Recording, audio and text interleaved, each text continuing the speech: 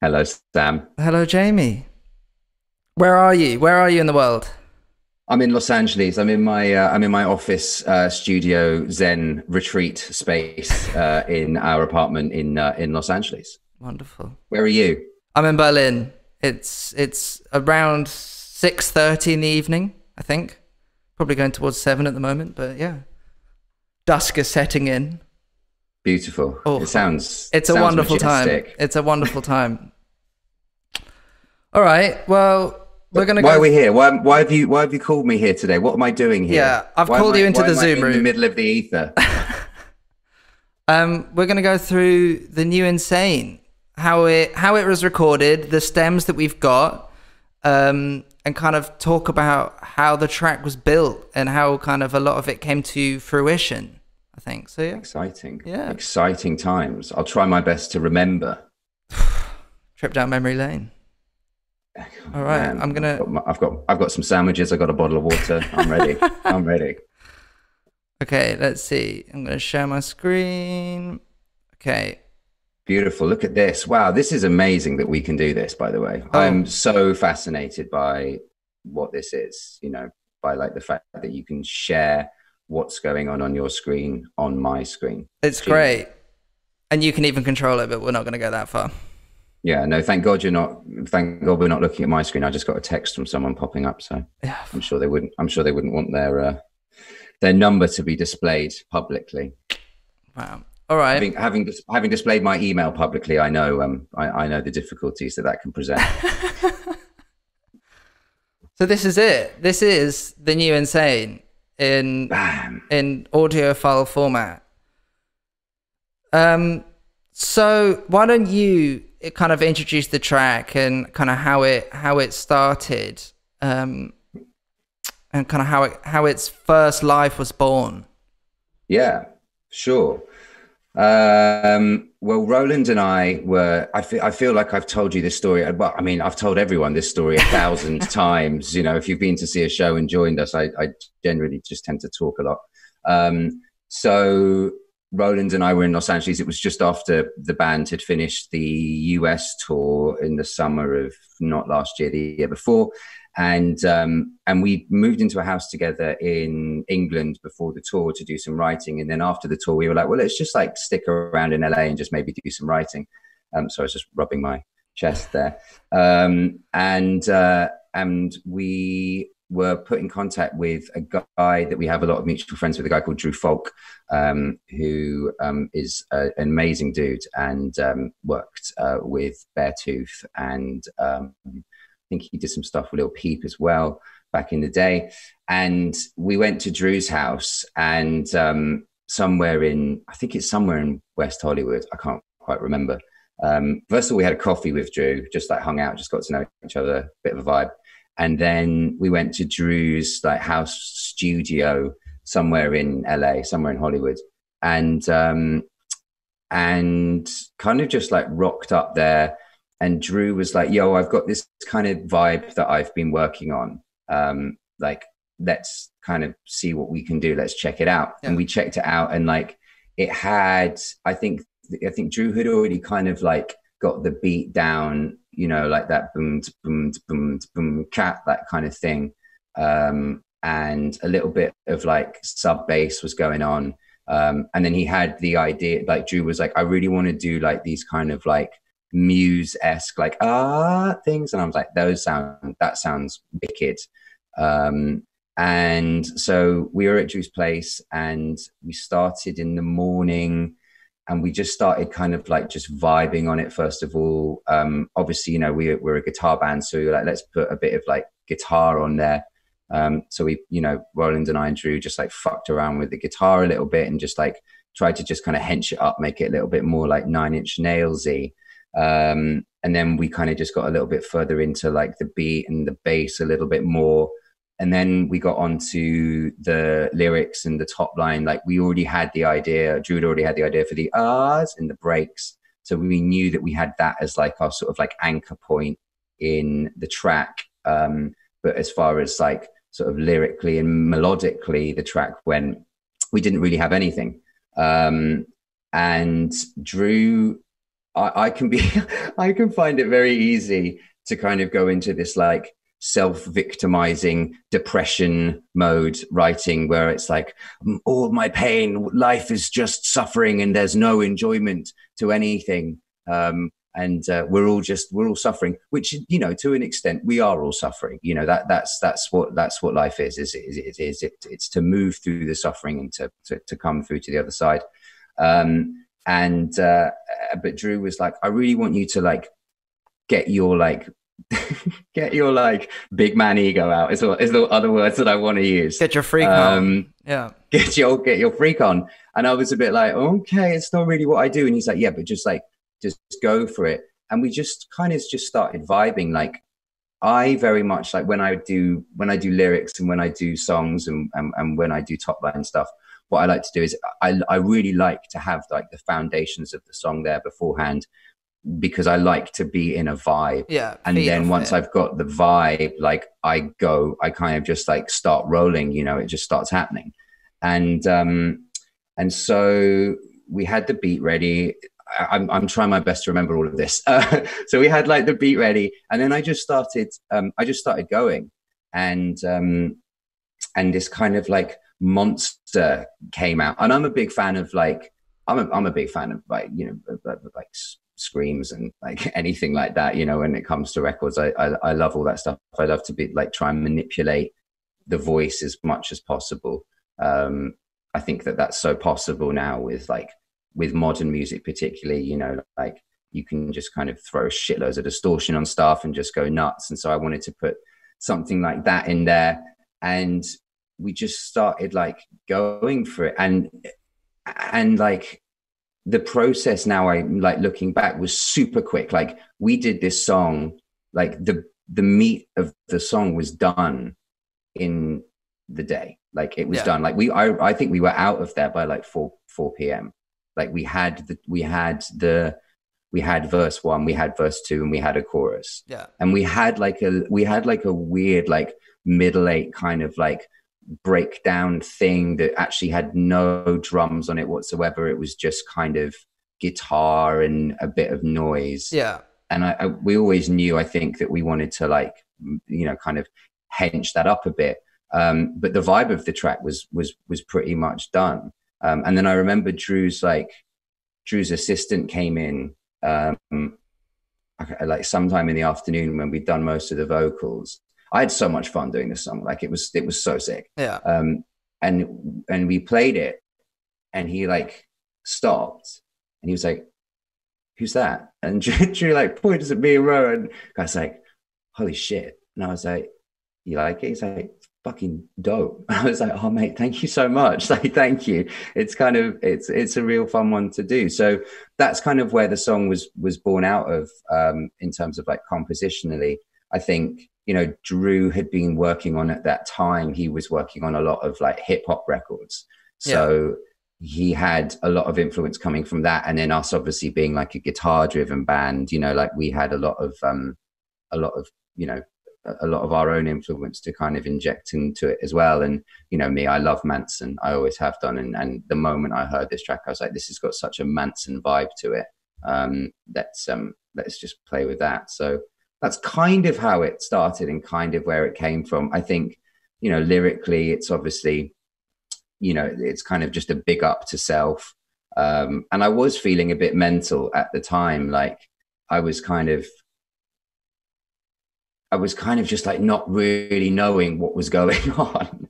Like there was this feeling of like, I don't know what the fuck is going on here. You know, English kid, America, first time in like writing rooms and working with people, you know, on that level. I was like, I have no fucking idea what's going on. So like there is like quite a deep level of truth where like I did feel a little bit insane. I felt a little bit mental. I mean, we all go through times where we feel insane and we just kind of ride through it. And this was an opportunity, I think, for me to kind of put that down in song format.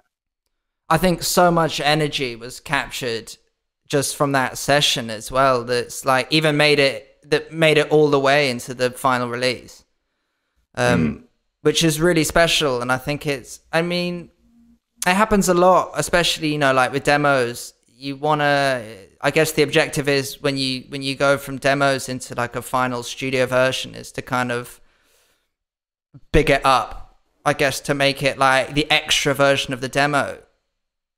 And I'll probably talk about it later, but I feel like we spent so much time trying to do that on this song, and it ended up taking it further away from kind of the energy that it wanted to have.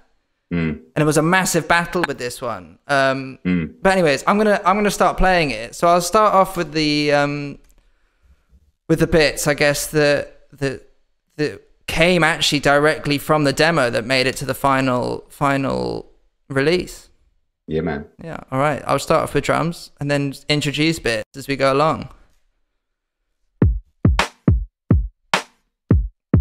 Simple drum beat, but really good. And then bass comes in.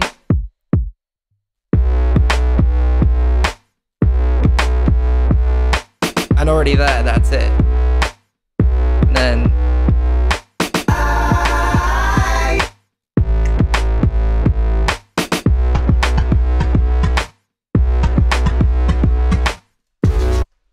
And it's so defining, like even like what a drum part, bass, and a bit of vocals. It's like that's the energy of the song. Like you know what it is, and it's so nice.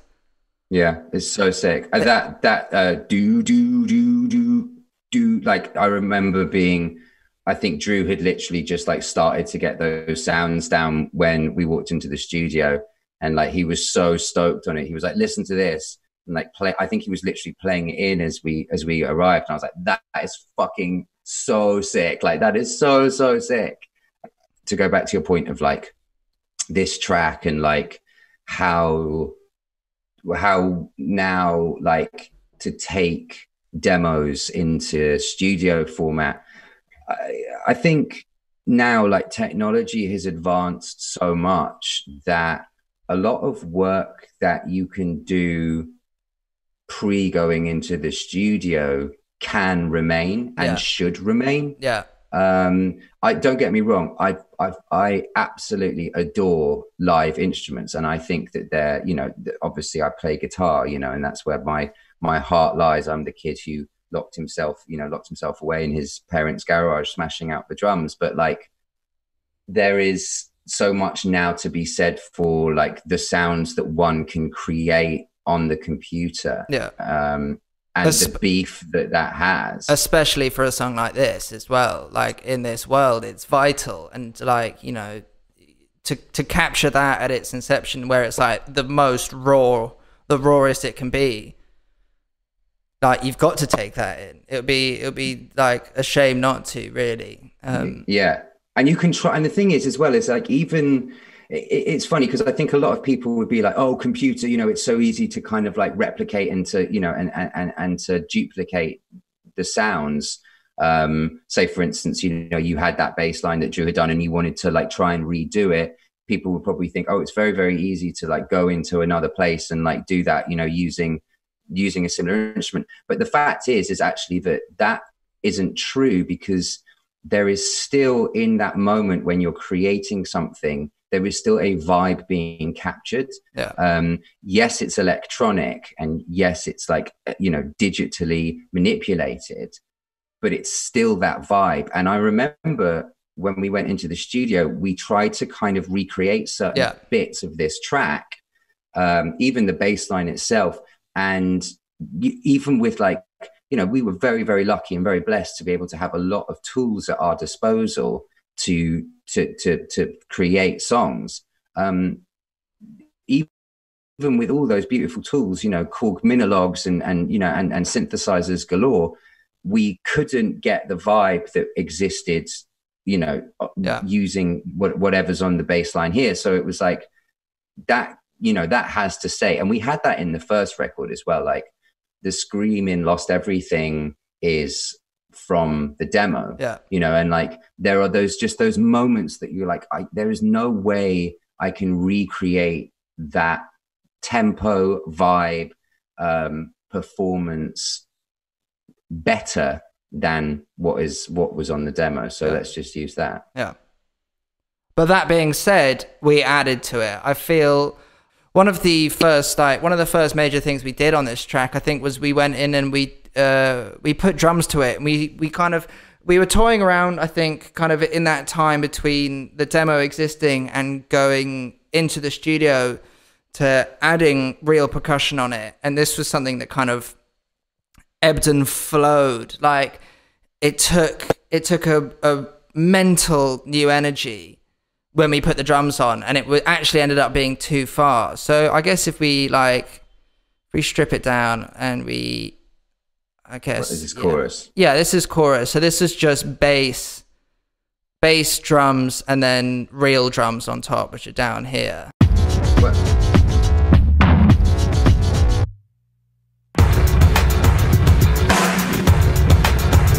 Just these guys. There's a bit in there as well.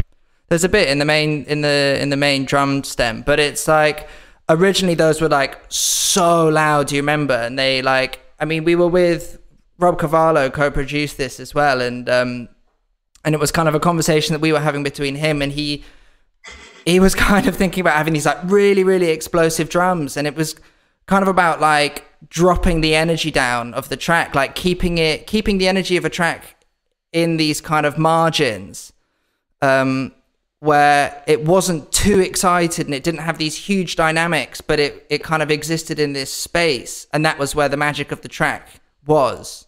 And I think we added these like really explosive, bombastic drums, which are toned down now, but at the time it was like, whoa, and it kind of entered in, we started to like go into this weird world of trying to find out where the track lived. And funnily enough, like we ended up going back to Drew to mix the track, and it was quite a strange like flow in the way of working, because it started with Drew, we then went in with Rob, who has quite a rock background, and it was kind of made a little bit more live and a little bit more bombastic, and then Drew had the kind of final touches of bringing it back down to that space, which was amazing.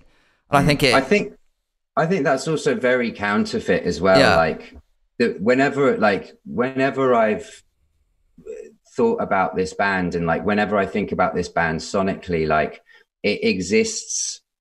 There are a lot of bands that like that have this huge wide kind of soundscape, where you could hear, you could hear a like some little bells, some little chimes, and then you could also hear something going on in the background, but that I don't think that's ever really been Counterfeit. I think Counterfeit has always existed in this like quite compressed kind of sonic space, and within a track, within one track. Like I think that musically, like that's kind of where we lie. Is it's like everything's working together to create something that feels thick and kind of full, rather than like something being going on over here and something going on over there and something happening over here. It's like I've always liked bands like Deftones, and to go back to Manson as well, like where there is this kind of sort of parameters, like sonic parameters. And I know that we're talking about New Insane, but to kind of give an example of that in another track, like when people hear it, we have a song called Paralyzed, and I remember in the mix, people trying to sort of like push certain things when it comes to the chorus, like push the guitars up to really like make the guitars explode. And I'm like, no, the thing is that the performance of the guitar will make it explode. So keep it at the same level. Like you don't need to push these things, because the songs are written in such a way that like when something changes, you'll feel it. You don't need to make it so obvious. Yeah. Like it just kind of happens. Yeah. And I remember like driving around LA, and I remember driving down sort of like the east side of Sunset Boulevard with you guys. I think we'd been to Magic Castle or something, or we were on our way to go to the Magic Castle, which, by the way, if anyone listening or watching has the opportunity to go to, it's dope. So go. We're invited there by someone who works at a record label, and wankers. And but I remember, like, there was this kind of, we were listening to the studio monitor mix, to the monitor bounce, which is, for those who don't know, which is something you basically just take a print of the song in its rawest form once you've recorded it. So, it's like, it's just raw vocal, it's just raw guitar, it's just raw drums, it's just raw whatever before it goes to mix. And we were A/B'ing it with the monitor mix of this track with the mix from the demo. And we were like, man, like, it just doesn't feel like new enough. Like, our thing has always been like, let's try and like, if we're going to do something different, let's at least try and make it new. We don't need to kind of necessarily use like old sounds. Like, let's go into like new water. Let's tread new, tread a new path rather than kind of going backwards. Yeah, if that makes sense. And like, there was always this like battle between old and new. You know, there was like this. It was like, the young kids are there, like, we want to fucking make it new, and the old guard are there, like, man, you don't get it. That was the battle. And this song took, I mean, just thinking about it now, this song took so much massaging and so much molding. So yeah, almost didn't make the record. Almost didn't get released. Really? I can't remember that. Oh, for me, it was like a big maybe. It was a big maybe always. But I think it was Drew's mix that pulled it through for me. Yeah. I think we always knew that like Drew would be the guy to mix this track as well. Yeah. Like, I'm a huge believer in like, so say for instance, with like Alive, like we got George Perks to mix this track that we've got called Alive. And the reason, aside from the fact that George is an amazing young up and coming mixer and a really sweet guy, the other reason that we went with George is because of the fact that he was in the session. Yeah. Like, he was there during the recording session. So has a language that he already understands. Whereas if you kind of do something in a studio with a group of people and then you send it to someone else, there are many, many times where I'm sure that is an incredible idea because you get a fresh perspective on it, and you might get something that you don't necessarily know that you're going to get. But I think for us, when we do have quite a clear vision as to what we want to go for, having the person there who either was there at the beginning of the inception of the track or helped create the track in the studio format is vital. So sending it to Drew was always just kind of like a no-brainer. It was just about like, how do we approach that? How do we turn to Drew and go, do you fancy mixing it? Like, you know what I mean? I think he reached out to us partly. Yeah, he did. I think we were thinking about it, and it was like, oh, should we say something? Is he going to say something? And then he ended up getting in touch. We were like, yes, instantly. Yeah, we're like looking at each other across the bar, wondering who's gonna walk over first. Yeah, which is a completely ridiculous way to work, but yeah. Yeah, well, people. All right. Well, let's listen to the chorus and kind of build it up. Yeah, okay, so we'll start with drums, as we did before. Okay.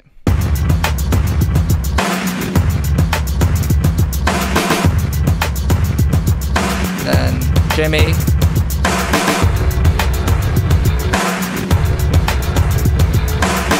So that's a bit of Roland and a bit of synth bass on the bass part. That's Roland kind of slapping away. Let's hear that again. Just hear it on its own.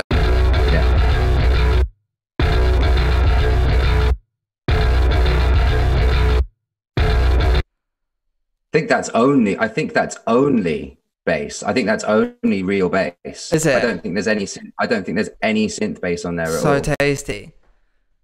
just like grumbling away. Yeah. And then let's see what else is on there. Roland being the biggest boy ever. Like, you know, when this track's great for Roland because he is able to like really give it all his big weight behind it, you know, and like, yeah, you can definitely hear that in that track. Sick.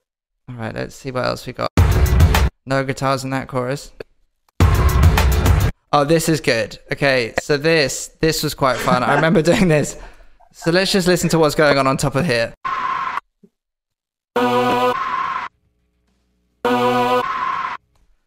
Love that. That was, I think that's partly the Wilhelm scream. It's that sample. Maybe it's not. It might even be that goat. It might. I think it's a combination between a sample of an eagle, a video of a goat, yeah, and then also like that the Wilhelm scream, like that kind of like classic scream that's been used in loads of movies. And then the choirs, like I think it's this old like 90s or early 2000s Korg Triton, which is one of those like workstation keyboards that has everything on it. And it has these almost like really abrasive choir sounds that... It's not that one.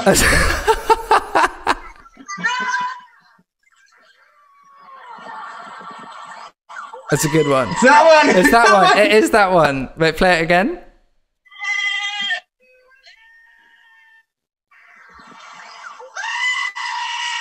That's part of it.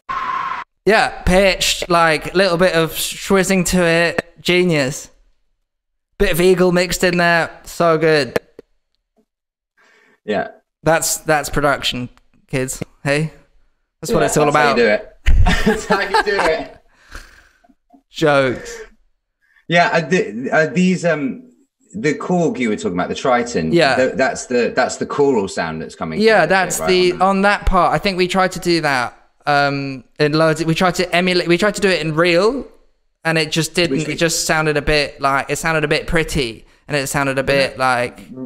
We've got it real as well in the track. We've got it real. Like actually, I think it starts to come in here with you. Yeah, here. Yeah.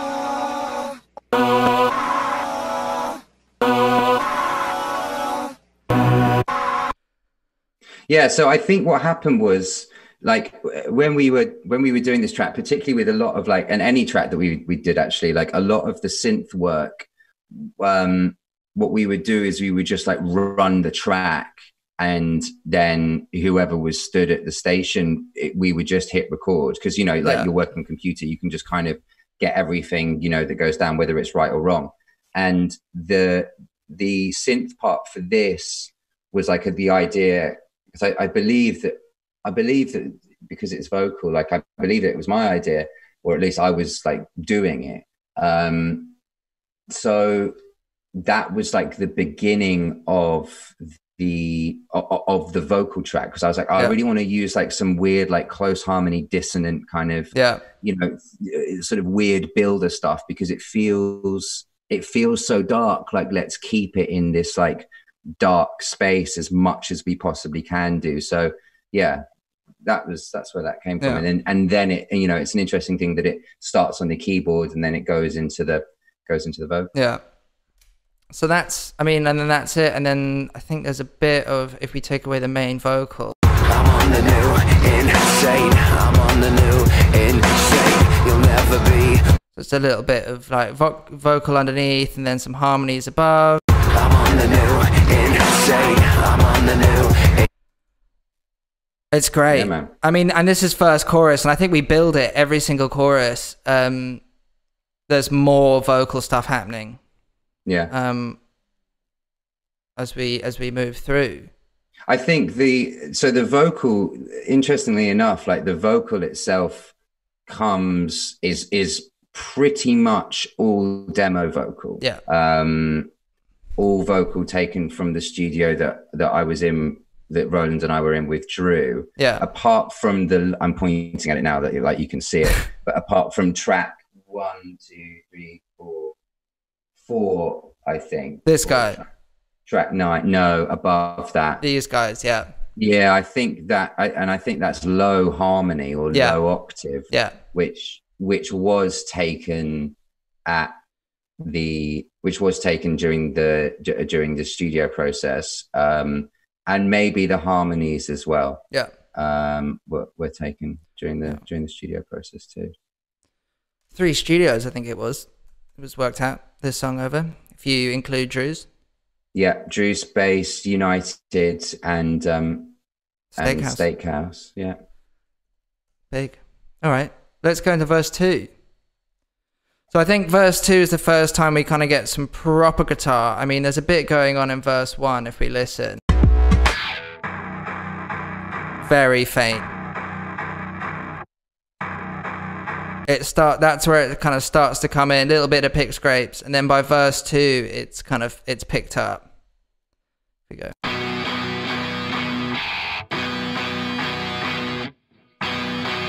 So it's like that was all done afterwards. I don't think that came from the demo. I mean it might be a mix of things from that.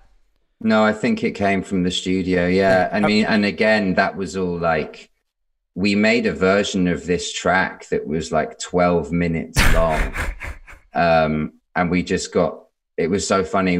Doug McKean, who's engineering, like just kind of, as whoever was playing the guitar, I think literally every single member bar Jimmy of the band, including Roland, took turns in like having a kind of improvisation session on this track. And as it would go along, you'd see Doug like frantically dragging out, bits of drums, and like he's like copy and pasting everything. Yeah. Like it's becoming this like crazy 12-minute version of this track. And so that's where the guitar came from. Like a lot of this guitar work just comes from, like, I know it's quite simple, but we found it quite difficult to like put something that was, I think, overly expressive in a song that rhythmically has to sit in this position. Yeah.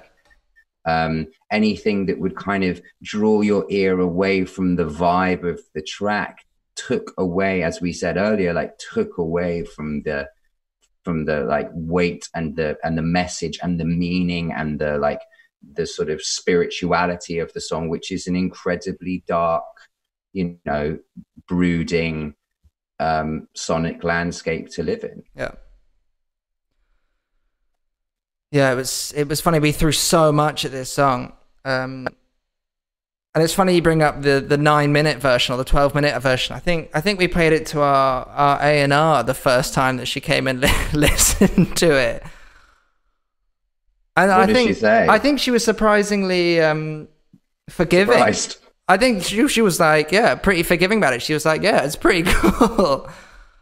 And the 9-minute version was wild. It was such a trip, and the drums were so loud. Like I remember listening to it in United, and like the snare that came through, it was like, and you're like, what the hell is like happening here? Like this is insane. Oh man, you remember the Omnipressor sagas about those drums? So these drums, all right, okay, that coming in the chorus, it's Jimmy.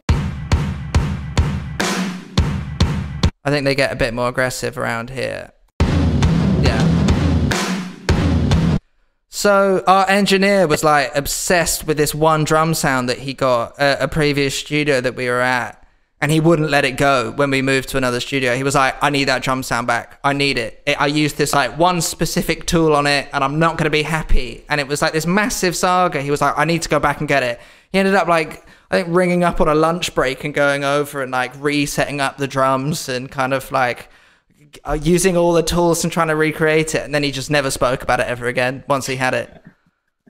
Funny guy. I mean, like, look, I dig that. Like, I totally dig that. Once you get something, like, as an artist, like bands are artists, producers are artists, engineers are artists. Yeah, like once you get something as an artist, like you that you cannot fucking get that anywhere else. And if you know that you cannot get that anywhere else, you're gonna do whatever it takes to get it right. Like it becomes this thing that you're like, no, man, like I'm not going to settle for second best on this. I'm just going to like, I need it. I need it. No one's going to stop me.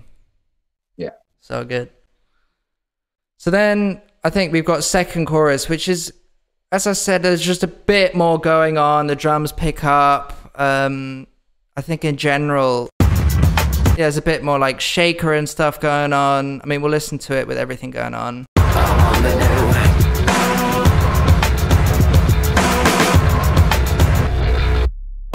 Bass is still doing it, but I know guitars, the first chorus that we have kind of big guitars in it. So we'll just listen to those.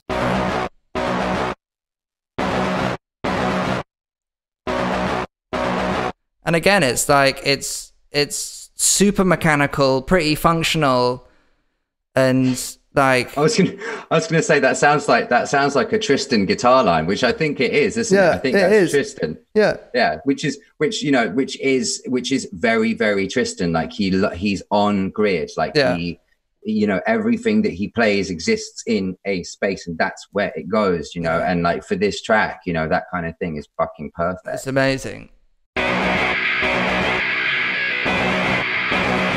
Yeah, a bit more jazz getting in there. Yeah. I think that's you actually. Is it with a bit of wah, man? Yeah. This track went on for so long. I remember it was my birthday. We were out there and we were working on this. I remember doing a bunch of stuff, being like, I can't fuck this up. It's my birthday. I'll never be forgiven. Awful. And you never were. And I never was. Yeah. But hey, Sam, for my own benefit, can you go back to verse 1? Pick up second half of verse 1. Yeah. Just the top line on this. Like, I just A, lyrically, and B, like performance wise, like, I don't know, man, like just to massage my own ego, like I fucking love this bit so much. Oh shit. Do you want it on its own? Yeah. Okay. Gave up on running, no second place, no second option. Yeah, I saw God and the deepest part of my back pocket. I don't want to hear about it. So good. I just like, there's so much, I don't know, there just seems to be such like meaning and power behind that little bit. And like, I'm not like screaming it. I'm like, it's just like, it's in here. Do you know what I mean? Like, it's all there. And like, there's something about that I love. And yeah, I don't know. It's just cool. I think we should probably listen to it again. Yeah. It's so good. Gave up on running, no second place, no second option. Yeah, I saw God and the deepest part of my back pocket. Yeah, it's tight. So like good. As well.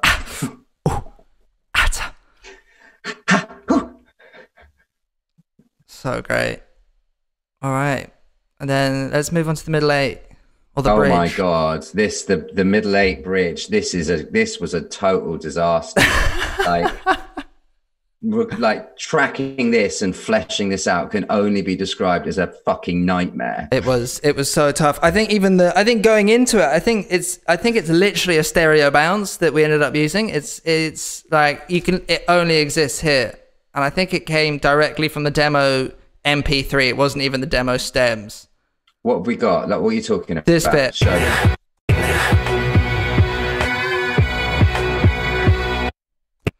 That was that's lifted literally from MP3 bounce of the original demo. It's not even fleshed out. Like, you can hear it. It's got guitars, bass, drums, all in this one stem. Yeah. It never came out. Well, hold on. Play it again.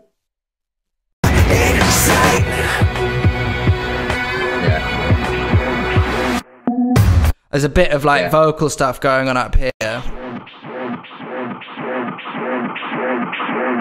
which is sick. That's cool. That's great. That's really cool. That's a nice. That's a mix thing. That was done. That was a Drew thing. Done during mix, which is dope. I just wanted to. There was a part of me as well.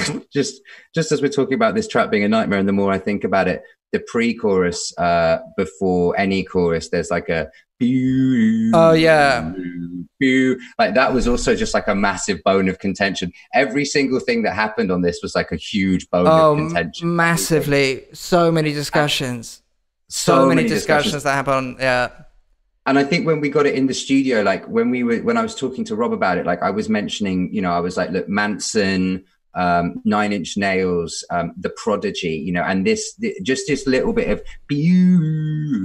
like that for me was just like that added little bit of like Prodigy extra, like the Korg Minilogue that I mentioned earlier. If anybody has the opportunity to play with that, I'd go and get it, because that like that system has on it all the sounds that like you will play that instrument and you'll go, that's Prodigy, that's Kanye, that's like, you know, and so it's so much fun, and like just going through the banks and finding them. It was this one, wasn't it?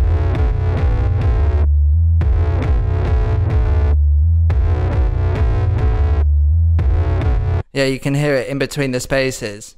Yeah, and it's super, and it's like it's just a layer, it's just a little thing, but again, rhythmically, it's working in a different way to build, to sort of build into this, into the explosion, into the feeling of drama that you're trying to get from the chorus, you know. Yeah. And that's what songwriting, and particularly like digital songwriting, when you're working on a computer, is all about. Like you have your bass, but then you're BASE, and then from that you just introduce new things to kind of build a sense of drama and build a sense of, for this track, build a sense of impending doom. Yeah. Like, anyway.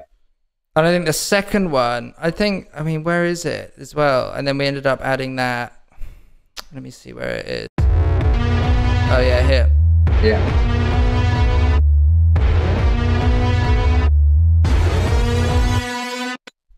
There you go. Whole adds to that feeling, yeah. Right, precisely the thing that we're talking about, and that was, and these are the kind of discussions that we have when we're looking at sections of songs and how to make them, how to grow them, and how to build them. Is the discussions are like, okay, so what's the vibe here? Like, what are we trying to achieve sonically throughout the whole song? Like spiritually, how is it going to make people feel? Like, how am I going to feel? What is it trying to do? Like, what is this track trying to do? After you've written it, because you know that you capture the vibe, and then you have to kind of dismantle it and be like, what is this? What does this mean? Yeah. And then, okay, so we want to build here. Okay, so what are we using? Any influence here? Like, what influence are we using? Are we going to use a more EDM influence? Are we going to use something that's more rocky, something more punky, something more pop punky? You know, whatever it may be. Or even just like a sonic landscape. Oh, Siri shouting at me. So using something like a siren, you know, when we're like, listen, this song feels like it's on this like train, and it's like building and building and building, and we're trying to get to this space. A siren is the perfect thing. Yes, it's very simple, and yes, it's very obvious, but you have to have these conversations in order to kind of get to this place. Yeah. Yeah, massively. All right. So middle eight again. Sorry. Middle eight. After jumping back. Yeah, I mean, yeah, but it's a good point. It's a good point. All right. So middle eight. So yeah, we've listened to the beginning of it. That was literally a stereo bounce with, like, I think it had some sweep or filtered in, and then the kind of meat of the 808. This was something that Roland and I did kind of on the weekend, I think, like before going into the studio. We kind of came up with a super kind of primitive version of what it was going to be, and it basically revolved around this kind of sidechain bass thing.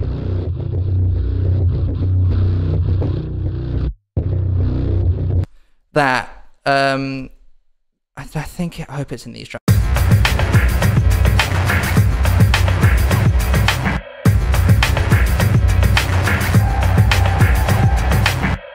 And then we threw in this little vocal thing, which I think's been put here.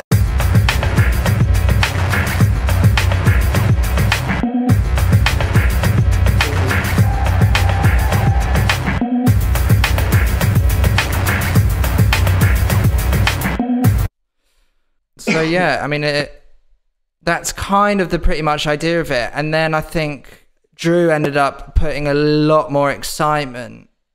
I think it was in quite like the later stages with these like pretty like aggressive hi-hats that are all over the production, and there's something quite nice about them being so like bam in like in your face and so high.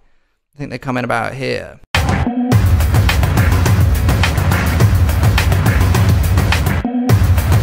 Like super jangly, and maybe we already had them before, but he just like hoofed them in the mix. And it gave it so much energy, which was really lovely. I remember hearing that for the first time, being like, there it is, there's the energy for that. And then we get into the infamous outro. Oh my god. Yeah, the outro. I mean, I guess to go back, sorry, just to like crack up, like to continue with the middle eight, like this was such a difficult thing to kind of get with. Like there was even a point where I did some sort of like Kanye inspired from the track Monster. Oh god, yeah, I completely forgot about this. Yeah, we should definitely talk about this. Shit. Like vocal thing over the top of it, because we were like so confused as to where we wanted.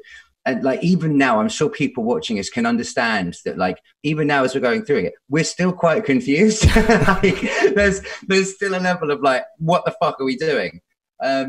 So like there was this, when the toms were really loud, there was this point where I was like, okay, well, I guess if we're going to do that, if that's the vibe that we're going with, it reminds me of Monster, you know, or something.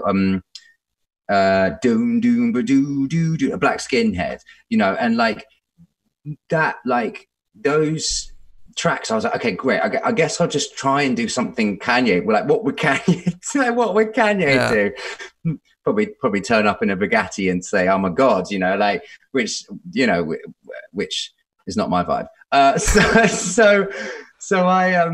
So I did some like awful fucking rap thing over the top of it, and it just like it was just so not counterfeit, so not me, so not us. Like it just didn't work out. But this was the like molding of the song, and although the middle eight now, just looking at the stems, I mean, you know, it looks very simple.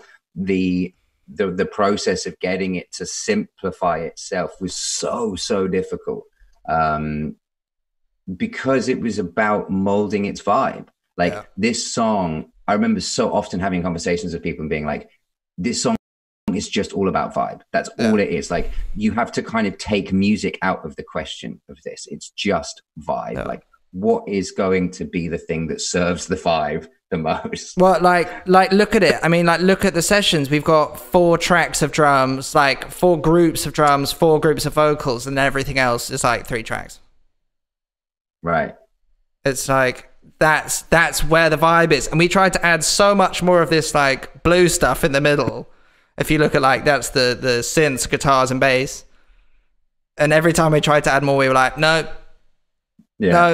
But like coming back to the vocal thing, like there was so much stuff thrown at it, man. I remember some of it was great, some of it we like weren't sure about, and I remember, I'm not sure if it might have even made it in. There was like a lot of us like smacking around pots and pans. Oh yeah, that was the other thing. That came from Enough. Like I remember that perfectly, because that's another example of like using rhythm to change to add to vibe. You know, it's like you've got your bass there, and what can you do around it? And so you've got, I don't know, like the drums. I can't quite remember what the drums are doing, but we wanted to add like this sort of like triplet kind of offbeat. So it's like that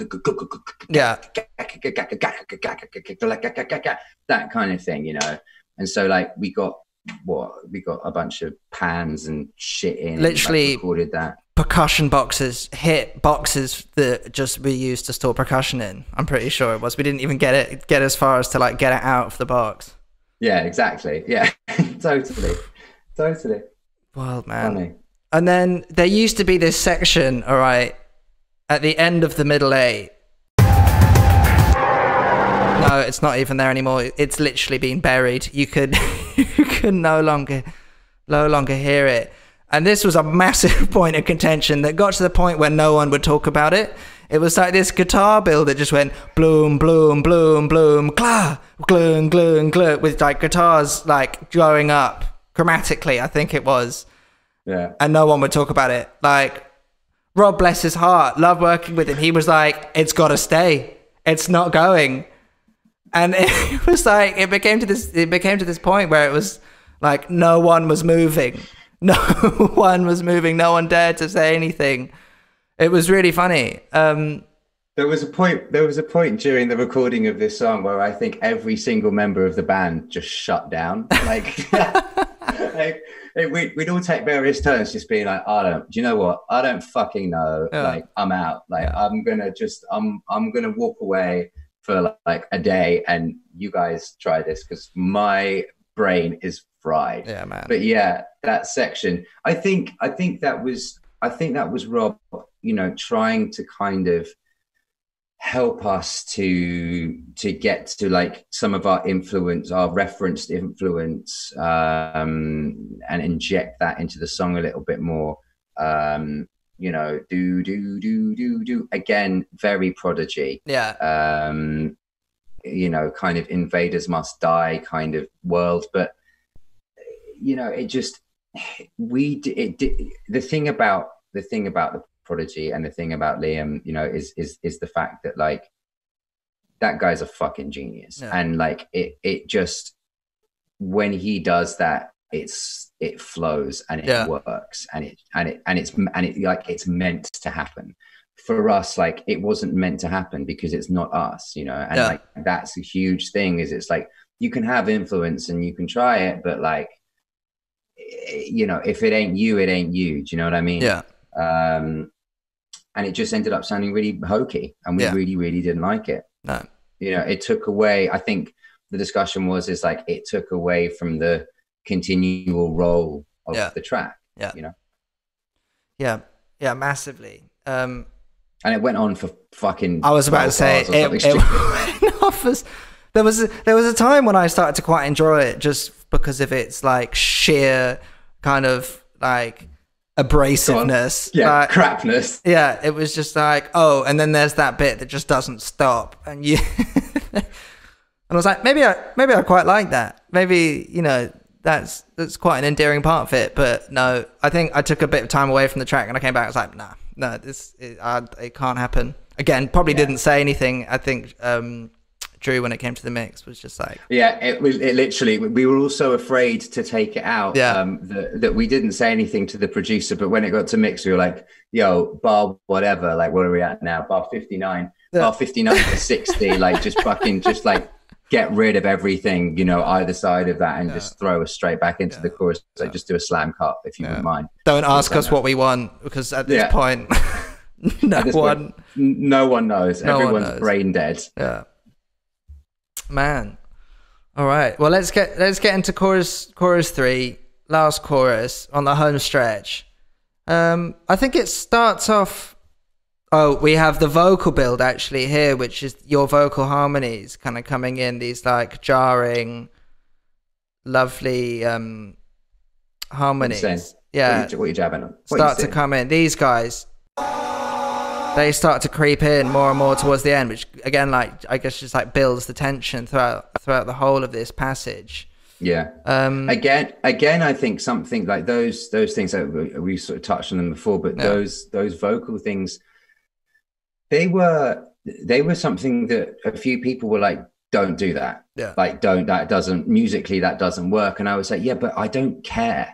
I was like, it's not about like, this isn't about whether theoretically this would work or not. We're not looking, this track is not, you know, it's not about cadence. It's not about theory. It's not about what should work. It's actually about what shouldn't work. Yeah. Really. So let's give it a try. And it ended up working, which is a blessing, because there have been things that I've said, let's just give it a try, and it has ended up falling on its ass, and then I have to sort of like bow my head in shame and like walk back into the control room and be like, that didn't work, I'm really sorry. Man. All right, let's give it a go. What else have we got here just before going in? I think everything else is pretty much the same for the start, but let's listen to it and then if anything comes to mind. I'm on the new insane. I'm on the new insane. You'll never be like me. I'm on the new insane. I'm on the new. Yeah, so that's the first entrance. I think that things start to kind of descend into this I guess what we referred to in the sessions as the funk section, which thinking back on it is awful. But yeah, like here, it used to be a lot more. Do you remember? It was very set apart as well. It was like you had the last chorus, and then you kind of descended into this, like full out kind of, I don't know, like head like goosenecking session at the end of it. That was pretty tongue in cheek. Yeah, super tongue in cheek, but. I think there was a part of everyone that was like, yeah, it's kind of sick and we kind of like it. We kind of keep it. It's just about marrying it with the vibe of the rest of the track, or if that was what we even wanted, like for it to marry, or whether it was to be, like really split apart. Yeah, and I think the thing to me about the funk section was like it always just felt a little bit Mighty Boosh when it was like when it dropped, like when it really slammed. I was like, it's cool, but I'm looking at like, you know, I'm looking at Boosh. Yeah, massively. But after the things that came before it in the song, it was like you weren't really sure what was going on, or whether you liked it or whether you didn't, or whether it was going on, but you knew it was like pretty like Mighty Boosh, as you say, like slapstick in a way. So, but when we sent it over to Drew, I can't remember what state it was in, but he managed to marry them so nicely. So you can kind of see it progressively go in. So it's these slapping funky drums come in first. I'll look like an idiot if it's not them, but oh no, it's more Tom. Don't worry.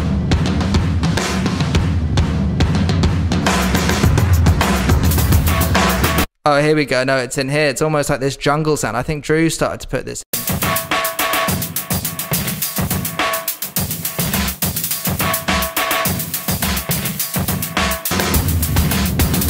And then here.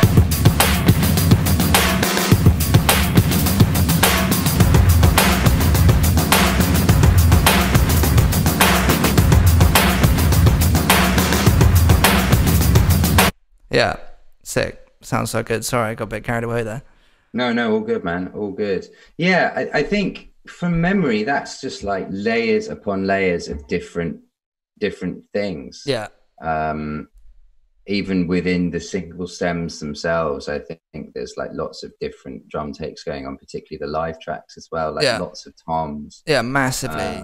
Just shitloads of toms. I remember being at United and just Jimmy just like doing lots and lots of different things that we would just take, and we were like, we'll take that, we'll have that, even if it was just a bar, like we'll take that and we'll use that somewhere, don't worry about it. Yeah. Massive. I think Roland starts to pick up around here, where we get the first taste of that end line. Let's have a listen. Let's strip away some of these drums a little bit. Oh yeah, here we go.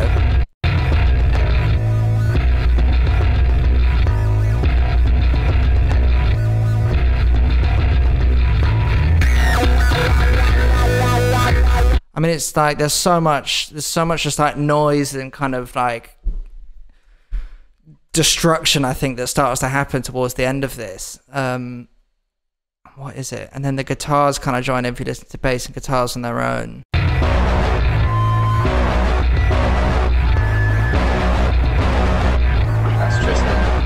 Tristan, and here we go.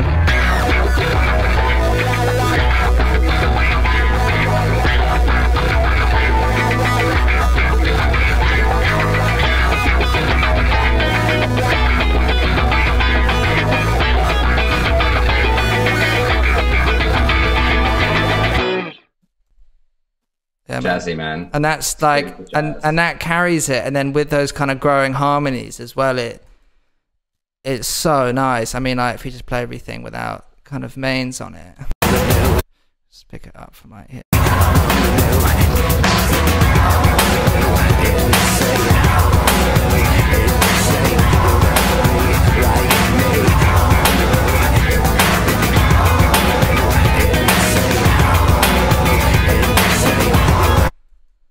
Yeah, man.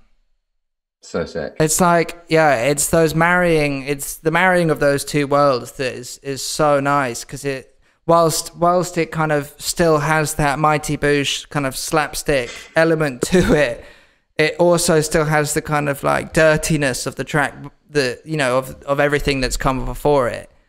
I think that's like a lot of that stuff guitar wise. It comes from the improvisation technique that we used, where we were just running it and then we just build and build and build. And the slap funk bass was like Roland was tracking, I think, and then we all just kind of were like shouting at him, like, do this, do that. He's like, what are you talking about? He's like, just try this. And he's like, all right, sick. And then he goes for it, and it works out really, really great. Yeah, it is, as with any song, it's about kind of, like I say, figuring out a bit of vibe, where it's going to go, trying things. If things don't work, then that's okay. But with a song like this, you're going to have to work for it. Yeah. You're going to have to like really put yourself through the kind of grinder on it, and you'll come out the other side and you'll be better. And it's also about listening to other people. I think, like, it's not, because this song isn't so straightforward sonically. It's not like, okay, we got drums, we got guitars, and we got bass, and we got vocals, and it's a rock song. Yeah. Okay, well, great. We all know what world we're in. Sick. This one is like, everyone has an opportunity to put their own kind of personality into it, and it's about trying those things, seeing if they work, seeing how they land, and then, okay, if it doesn't work, it doesn't work. And then coming back to the collective consciousness of what is the objective here with this song? What is our kind of goal in terms of feeling? And that funk, that funk guitar line, that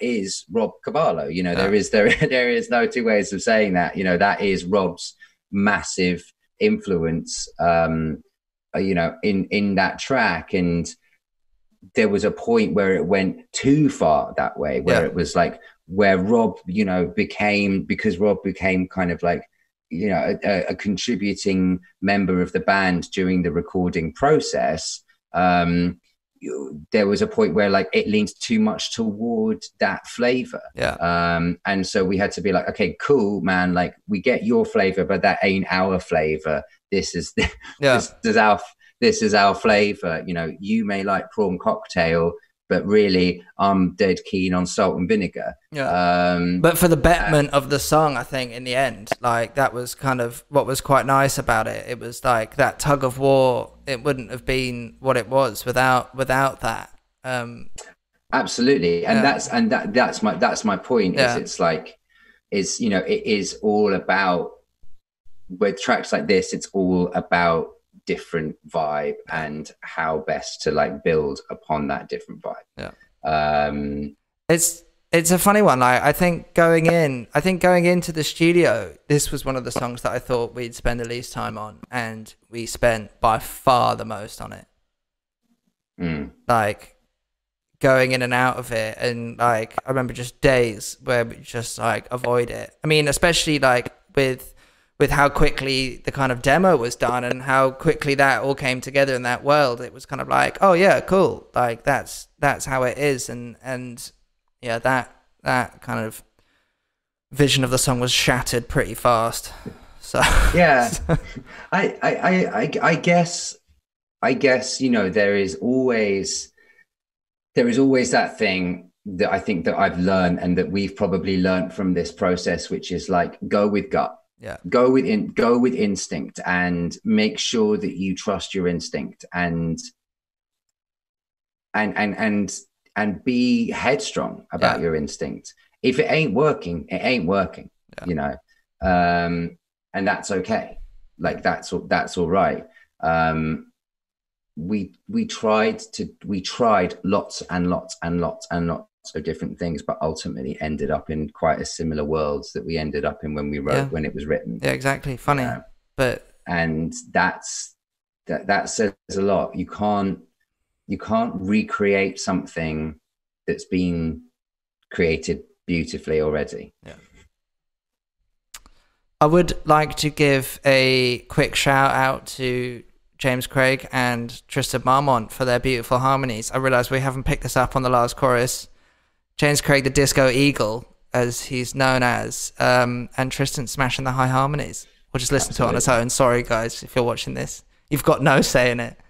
I'm on the new insane. I'm on the new insane. You'll never be like me. I'm on the new insane. I'm on the new insane. I'm on the new insane. There we go. Beautiful, man. Beautiful. Right up there. Oh.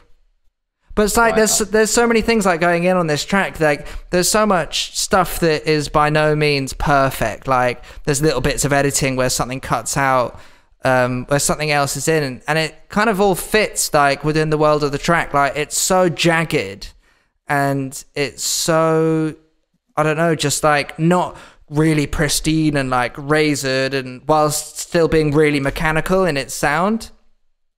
And I think it's, I don't know, it's like it's something that I find I go back to, and it's really, really nice because it's like all these things where it's like everything has to be really touched up and really like pristinely placed and everything, and fades in and fade outs. It's like it just doesn't exist on this track. It's like super patchwork, and I really like it for that.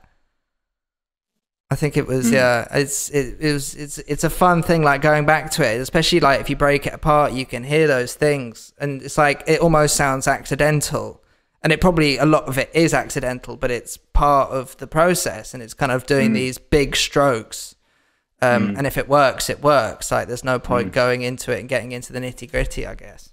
Totally. I think that there's something to be said for that across the board, really. Yeah. I've always been a massive believer in, for instance, like drums and bass. Well, drums particularly, like get them on the grid, like get the drums bang on the grid all the time. Yeah. And then from there, you have the availability to be able to kind of do whatever you like. Yeah. And to have flavor put in. If you have this, if your tempo is at, on the mark every single time, you can inject flavor into the bass.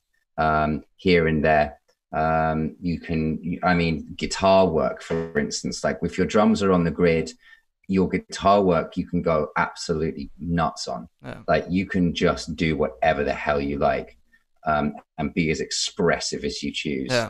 And I love that. And then vocally, I think, vocally the vocals just end up sitting in an interesting place, but mistakes are what sometimes make really interesting records. I remember talking to Doug and Rob about little things on my Chem records, where I can just hear little things going on in the background, and I'd be like, what's that? What happened there? And they're like, oh, I don't remember. And I'm like, yeah, but it doesn't sound like it's meant to be there. And they're like, yeah, it's probably not. Like, it wasn't part of the track, but it was done. But it was done during the recording process, so we'll take it. Yeah.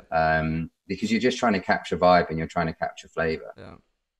It's so nice, and it's like a lot of those kind of records that I was like, I guess I listened to growing up, that I think you probably introduced me to, was stuff like Dirty Pretty Things, where you can hear like people chatting in the background, or like I get a lot of this. Yeah, I love that. Yeah. And like so much of that is still kind of exists in different places in music today. But yeah, man, big fan. Yeah, it depends on, like, it really depends, doesn't it, on the band, I think, as well. Yeah, exactly. On the band. But this has been great. I've really enjoyed this. It's been good. I feel emotionally exhausted once again from the process of having to dig up the trauma of recording this song, and of how much mental strain that put me through. Put us all through. Man. It put us all through.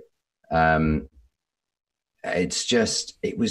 was there's no other way to say it other than it was a total arse. I'm not gonna lie. No, like man. it was really hard. I'm with you. I'm with you. I loathed this track for so long. For so long. I dreaded going into it, and I knew I was like, I'd go into a day and be like, we've got to do this song today. And then yet again, fail. Again, another day. Shit. Like, The look of sadness and fear in your eyes that would greet me each morning when this song was going to be recorded will be forever ingrained in the back of my mind. oh, You're right, Sam. Yeah. many glances. Man, but it's out. It made it. Hey? Do you know what? It made it, and it sounds wicked. Yeah. You know, that's the thing, is that it made it. It sounds really great. We worked really hard on it, and we can be really, really proud of it. Yeah. It was always the song, you know, when it came to releasing it, I remember you, me and Roland in Matt Terry's kitchen, you know, on the phone in November of last year. You know, I think it would have been November 23rd of last year. You know, we were on the telephone and we were like, we're going to release this track. And people were like, what? Like, you know, people that we work with were like, what are you talking about? We're like, we're going to just fucking release this track. We really, really like it. And we're going to do a video that we shot from on tour, and we're going to edit it. And this is going to be our thing. Yeah. Because this track like means something to us, because we worked hard on it, and because we think it's dope. Yeah. And we just went for it and we did it. And like, you know, we had so much support from it. I mean, you know, God bless Dan Carter, you know, Dan P. Carter at Radio 1 played the track, you know, like he texted me and was like, you know, what are the lyrics? And then he played the song. And like, that just goes to show, man, that like, it doesn't matter what you've got going on behind the scenes. Like, if your vibe is good and people are, we were lucky. I mean, Dan is incredibly supportive, and I feel very, very blessed. But like, you know, we just did what we wanted there, and it worked out. It worked out, you know, because we believed in it. So believe in yourself and just go for it. Just don't listen to anyone. Just do what you want. Yeah, man. But I guess many thanks to like everyone that kind of helped us, especially on this song. Who is it? Rob Cavallo, Doug McKean, Wesley Seidman at United, fucking Dakota's Cool Guitars at Dakota, big up. Drew Falk, lest we forget. Drew massively. Falk, of course. There would be none of this song. I don't know if I'm missing anyone. Craig Newton for filming the tour video and helping edit that all together over a crazed 48-hour period. Yeah, man. Up somewhere up north. Anyone else? Ryan Potesta. Ryan is the assistant engineer at Steakhouse. Big love. What a guy. Yeah, man. Thank you to everyone. Oh, I feel like I've gotten rid of a of a blockage. All right. Well, let's wrap it up. Beautiful, man. Thank you so much for having me be a part of this. I really appreciate it. Hey, thank you. We did it. You're welcome. All right, my love. We did it. Stay safe. Stay safe. And to you, Sam. Yeah. Yeah, I'll try. I'll probably just be sat here until the next time you see me. All right, babe. All right, my love. Bless you. I'll speak to you soon. My love. We got a Zoom call with Mum and Dad. Oh, God, that's very true, actually. Oh, all right. I'll see you in a sec. No, don't worry. Bye, mate. Bye.